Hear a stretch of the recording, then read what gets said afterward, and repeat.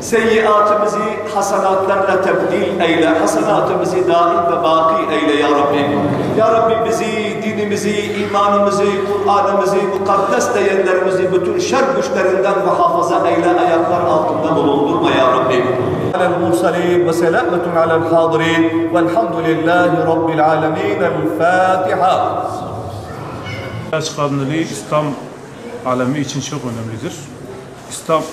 İslam alemi bu Miraç Kandili'ne çok önem vermektedir. Peygamber Aleyhisselam'ın işte Allah-u Teala'nın görüştüğü ilk gündür. Yani Peygamber Aleyhisselam'ın yani göğe çıktığı gündür. Müslümanlar için de çok önemlidir. Allah bu günleri bize göstersin. Bu güzel günleri herkesi barış içinde camide toplar. Bu camide herkes hayır işler. Mevlütler okutulur. Şekerler, lokumlar, bisküvitler verilir. Bu bir nevi Müslümanların bayramıdır. Allah herkesten razı olsun. Kandili merroji gırsı ve cemiye bunu koydu. Allah kabul beke. Ya Rabbi cemi ümmeten Muhammed Hamid şi Rabbil alemin ya Rabbil alemin kema bi rahmi. Cemi ümmeten Muhammed Hamid.